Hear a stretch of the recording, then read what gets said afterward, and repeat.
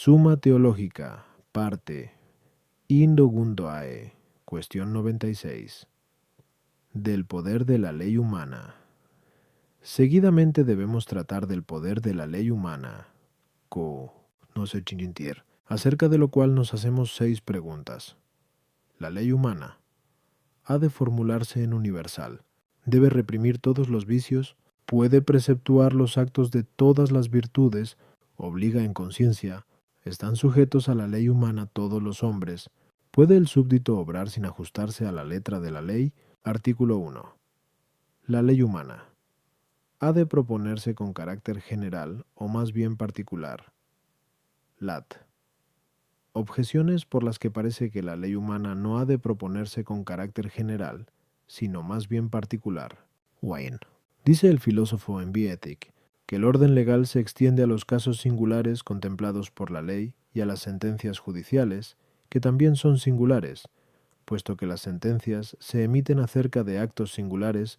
Luego la ley no se formula solo en universal, sino también en singular. Tú. La ley es norma directiva de los actos humanos, como ya dijimos, Q 90. Mas los actos humanos versan sobre lo singular. Luego la ley humana no debe formularse en términos generales, sino particulares.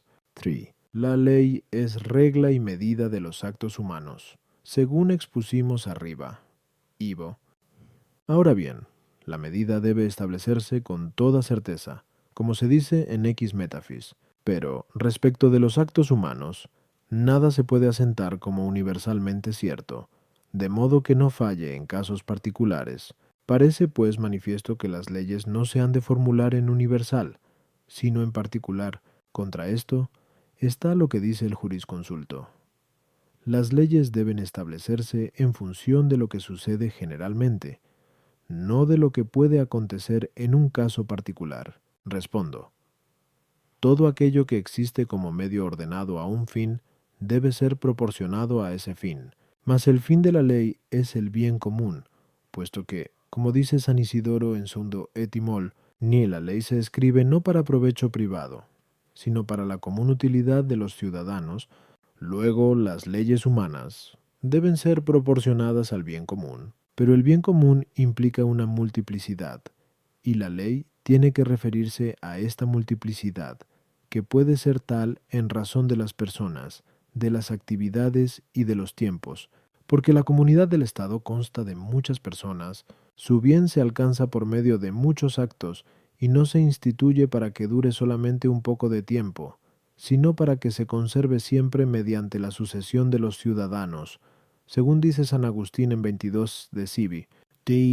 A las objeciones 1. El filósofo en Bioethic distingue 3 partes en el derecho legal o positivo. Hay en efecto disposiciones que se formulan sin más en términos universales, y estas son las leyes comunes, a propósito de las cuales dice que legal es lo que en principio es indiferente para ser de una manera u otra, pero una vez regulado ya no es indiferente. Por ejemplo, que los cautivos sean redimidos de acuerdo con el precio establecido.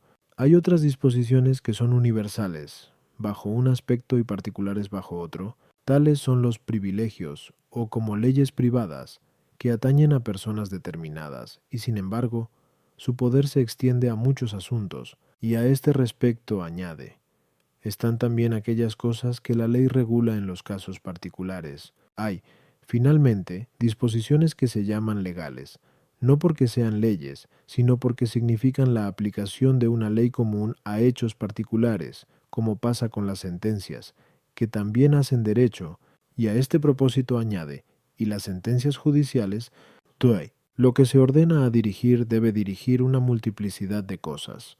Por eso dice el filósofo en X Metaphys, que todas las cosas pertenecientes a un género son mensuradas por aquella única que es la primera en ese género, porque si hubiera tantas reglas y medidas como cosas mensuradas y reguladas, desaparecería la utilidad de la regla y medida, que consiste en poder conocer muchas cosas por una sola, y así, para nada serviría la ley si no se extendiera más que a un acto singular, pues para regular los actos singulares están los preceptos singulares de las personas prudentes. Mas la ley es un precepto común, según ya dijimos. 92. 3. No se ha de buscar la misma certeza en todas las cosas, según se lee en iEthic. De ahí que, en las cosas contingentes, como son los fenómenos físicos y los actos humanos, basta la certeza de los enunciados que son verdaderos en la mayor parte de los casos, aunque fallen las menos de las veces. Artículo 2. ¿Incumbe a la ley humana reprimir todos los vicios? Lat objeciones, por las que parece que incumbe a la ley humana reprimir todos los vicios. Wata. Según dice San Isidoro, en Etimol, ni las leyes se hicieron para imponer con ellas coto a la audacia, pero esto no se lograría suficientemente si por la ley no fueran refrenados todos los males. Luego la ley debe refrenar todos los males. La intención del legislador es hacer virtuosos a los ciudadanos, pero nadie puede ser virtuoso si no se aparta de todos los vicios. Luego, incumbe a la ley humana reprimir todos los vicios. 3. La ley humana se deriva de la ley natural, como ya dijimos, que note 5 mas los vicios son todos contrarios a la ley natural. Luego la ley humana debe reprimir todos los vicios. Contra esto está lo que se dice en I de Lib. Me parece correcto que esta ley escrita para regir el pueblo permita cosas que la divina providencia se encargará de castigar, mas la divina providencia no castiga sino los vicios. Luego es legítimo que la ley humana permita o no cohiba algunos vicios. Respondo. La ley, según ya expusimos, que 91. 2. Es instituida como regla y medida de los actos humanos, mas la medida debe ser homogénea con lo medido por ella, como se señala en X Metafis, pues diversas cosas tienen diversa medida. Por lo tanto, las leyes deben imponerse a los hombres en consonancia con sus condiciones, ya que, en expresión de San Isidoro, la ley ha de ser posible según la naturaleza y según las costumbres del país. Ahora bien, la capacidad de obrar deriva del hábito o disposición interior, pues una cosa no es igualmente factible para quien no tiene el hábito de la virtud y para el virtuoso, como tampoco lo es para el niño y para el hombre maduro. Por eso, no se impone la misma ley a los niños y a los adultos, sino que a los niños se les permiten cosas que en los adultos son reprobadas y aún castigadas por la ley. De aquí que también deban permitirse a los hombres imperfectos en la virtud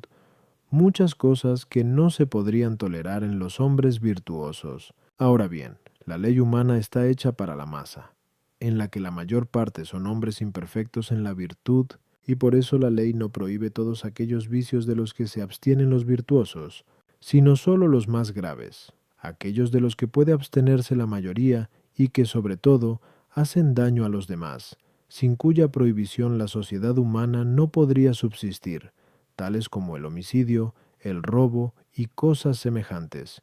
A las objeciones 1. La audacia parece implicar la injerencia en el dominio ajeno, por eso se encuentra principalmente en aquellos pecados en los que se causa un daño al prójimo, y estos son prohibidos por la ley humana, como ya dijimos. 2. La ley humana trata de conducir a los hombres a la virtud, pero no de golpe, sino gradualmente. Por eso no impone de pronto a la masa de imperfectos aquellas cosas que son propias de los ya virtuosos, obligándoles a abstenerse de todo lo malo, pues de otro modo los imperfectos, al no poder soportar estas imposiciones, caerían en males mayores, y así se dice en Prov 30:33.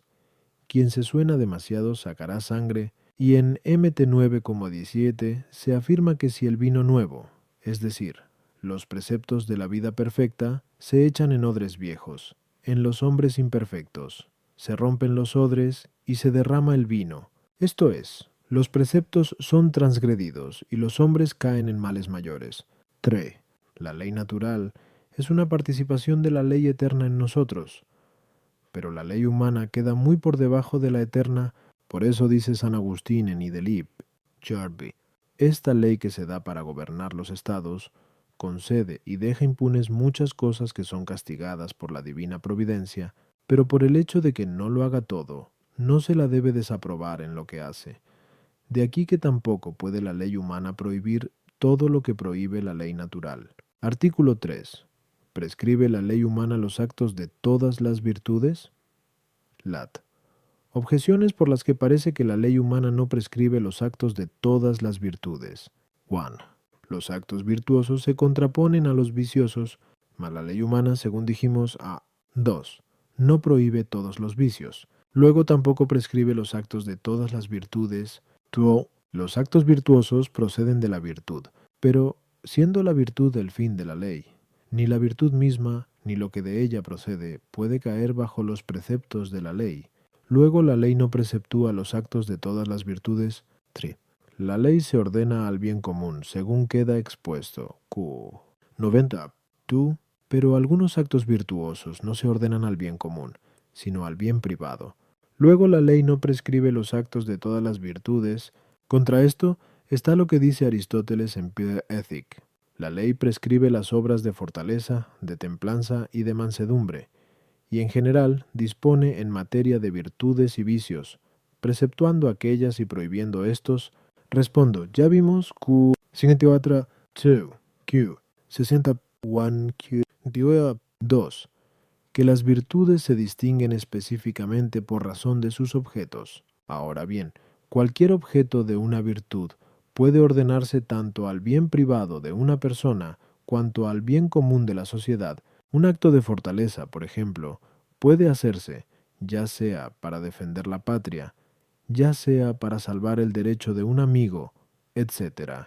Mas la ley se ordena al bien común, según ya expusimos, Q 90. No hay, por lo tanto, virtud alguna, cuyos actos no puedan ser prescritos por la ley, salvo que la ley humana no se ocupa de todos los actos de todas las virtudes, sino sólo de aquellos que se refieren al bien común, ya sea de manera inmediata, como cuando se presta directamente algún servicio a la comunidad, ya sea de manera mediata, como cuando el legislador adopta medidas para dar a los ciudadanos una buena educación que les ayude a conservar el bien común de la justicia y de la paz. A las objeciones 1. La ley humana no prohíbe preceptivamente todos los actos viciosos, como tampoco prescribe todos los actos virtuosos, pero así como prohíbe algunos actos de cada uno de los vicios, también preceptúa algunos actos de cada una de las virtudes. Un acto puede atribuirse a la virtud de dos maneras, o porque realiza algo objetivamente virtuoso, y así se considera acto de justicia hacer cosas rectas, y acto de fortaleza hacer obras valerosas, o porque realiza las obras de virtud según el modo propio del hombre virtuoso. En el primer sentido, la ley impone algunos actos de virtud. En el segundo sentido, el acto virtuoso procede siempre de la virtud, y no cae bajo el precepto de la ley, sino que es precisamente el fin al que la ley conduce. 3. No hay virtud cuyos actos no puedan ser ordenados al bien común de manera inmediata o mediata, como acabamos de decir. Artículo 4. ¿Obliga la ley humana en el foro de la conciencia? Lat. Objeciones por las que parece que la ley humana no obliga en el foro de la conciencia. 1. Una autoridad inferior no puede imponer la ley en un juicio sometido a una instancia superior, mas la autoridad del hombre que sanciona la ley humana es inferior a la de Dios. Luego, la autoridad humana no puede imponer su ley en un juicio divino, cual es el juicio de la conciencia. 2. El juicio de la conciencia depende principalmente de los mandatos de Dios, mas a veces las leyes humanas invalidan las leyes de Dios, según la expresión de Mt 15:6. Habéis anulado la palabra de Dios con vuestra tradición. Luego la ley humana no obliga al hombre en conciencia. 3. Con frecuencia las leyes humanas ocasionan ofensas y daños a las personas, según aquello de Isaías 10:1. Hay de aquellos que instituyen leyes inicuas y de los letrados que escriben prescripciones tiránicas, para oprimir en el juicio a los pobres y conculcar por la fuerza el derecho de los desvalidos de mi pueblo, pero es lícito a todos evitar la opresión y la violencia. Luego, las leyes humanas no obligan al hombre en conciencia. Contra esto está lo que se lee en Bunapé 2:18. Porque es grato a Dios quien por conciencia soporta las molestias, sufriendo injustamente. Respondo. Las leyes dadas por el hombre, o son justas, o son injustas. En el primer caso tienen poder de obligar en conciencia en virtud de la ley eterna, de la que se derivan, según aquello de Prov 8:15. Por mí reinan los reyes y los legisladores determinan lo que es justo. Ahora bien, las leyes deben ser justas por razón del fin, es decir, porque se ordenan al bien común, por razón del autor, esto es, porque no exceden los poderes de quien las instituye, y por razón de la forma, o sea, porque distribuyen las cargas entre los súbditos con igualdad proporcional, y en función del bien común, pues el individuo humano es parte de la sociedad, y por lo tanto, pertenece a ella en lo que es y en lo que tiene, de la misma manera que la parte, en cuanto tal, pertenece al todo. De hecho, vemos que también la naturaleza arriesga la parte para salvar el todo. Por eso, estas leyes que reparten las cargas proporcionalmente son justas, obligan en conciencia y son verdaderamente legales. A su vez, las leyes pueden ser injustas de dos maneras. En primer lugar, porque se oponen al bien humano, al quebrantar cualquiera de las tres condiciones señaladas, bien sea la del fin, como cuando el gobernante impone a los súbditos leyes onerosas, que no miran a la utilidad común, sino más bien al propio interés y prestigio, ya sea la del autor, como cuando el gobernante promulga una ley que sobrepasa los poderes que tiene encomendados, ya sea la de la forma, como cuando las cargas se imponen a los ciudadanos de manera desigual, aunque sea mirando al bien común. Tales disposiciones tienen más de violencia que de ley, porque como dice San Agustín en Idelib, la ley, si no es justa, no parece que sea ley. Por lo cual, tales leyes no obligan en el foro de la conciencia, a no ser que se trate de evitar el escándalo o el desorden, pues para esto el ciudadano está obligado a ceder de su derecho, según aquello de MT 540. 41. Al que te requiera para una milla, acompáñale dos. Y si alguien te quita la túnica, dale también el manto. En segundo lugar, las leyes pueden ser injustas, porque se oponen al bien divino, como las leyes de los tiranos que inducen a la idolatría o a cualquier otra cosa contraria a la ley divina, y tales leyes nunca es lícito cumplirlas, porque como se dice en Act 5:29, hay que obedecer a Dios antes que a los hombres. A las objeciones, 1. El apóstol afirma, en Rom 13:1, que toda autoridad humana viene de Dios, y por lo tanto, quien resiste a la autoridad, en cosas que caen bajo su poder, resiste a la autoridad de Dios, y como tal se hace culpable en conciencia, tú.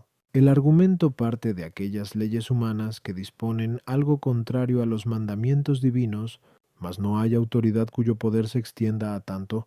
Luego, en estos casos, la ley humana no debe ser obedecida.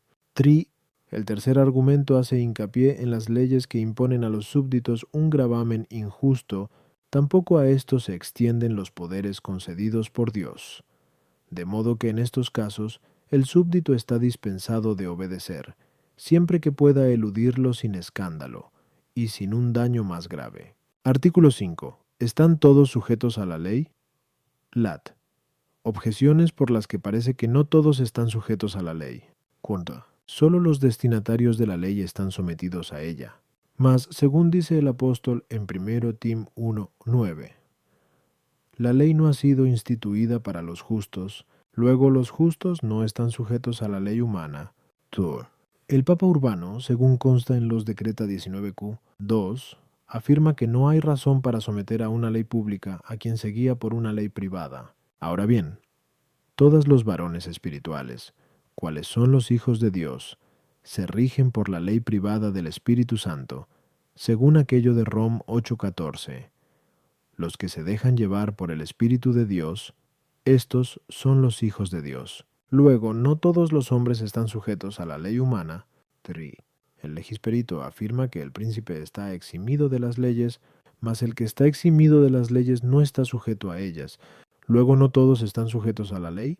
Contra esto está lo que dice el apóstol en Rom 13:1. Todo hombre debe someterse a la autoridad constituida, pero no hay sumisión a una autoridad sin sumisión a sus leyes. Luego todos los hombres deben estar sometidos a la ley humana. Respondo, como vimos anteriormente, quizás 91. 3:2. La ley implica dos cosas en su noción. Primera, el ser regla de los actos humanos, y segunda, el tener poder coactivo. Por lo tanto, Una persona puede estar sometida a la ley en dos sentidos, ante todo como lo regulado a su regla, y en este sentido, el que está sujeto a una autoridad, está también sujeto a sus leyes. Mas puede ocurrir de dos maneras que alguien no dependa de una determinada autoridad. En primer lugar, porque está fuera de sus dominios. Así, el que pertenece a una ciudad o reino escapa al dominio del gobernante de cualquier otra ciudad o reino, y por ello también a sus leyes. En segundo lugar, porque se rige por una ley superior. Así, el que está sometido al procónsul debe regirse por sus mandatos, salvo en lo que esté dispensado por el emperador, pues en esto no tiene por qué obedecer a un subalterno, dado que sigue órdenes superiores, y en este sentido puede ocurrir que alguien, aunque sometido de suyo a la ley, no esté obligado a ella en algunas cosas en las que se guía por una ley superior. Además, uno puede estar sometido a la ley como un forzado a sus cadenas, y en este sentido no son los hombres justos y virtuosos, sino solo los malos los que están sujetos a la ley. Porque lo forzoso y violento es contrario a la voluntad, mas la voluntad de los buenos está en armonía con la ley, mientras que la de los malos discrepa de ella. Por ende, en este sentido, los buenos no están sujetos a la ley, sino solo los malos. A las objeciones, 1. Este argumento hace hincapié en la sujeción por coacción, pues en este sentido la ley no ha sido instituida para los justos, ya que son ley para ellos mismos, por cuanto muestran la obra de la ley escrita en sus corazones, según dice el apóstol en Rom 2:14-15. De aquí que sobre ellos la ley no tiene la fuerza coactiva que tiene sobre los injustos. Duo, la ley del Espíritu Santo es superior a toda ley puesta por los hombres. Por eso las personas espirituales, al regirse por la ley del Espíritu Santo, quedan eximidos de cualquier ley que se oponga a la conducción del Espíritu Santo.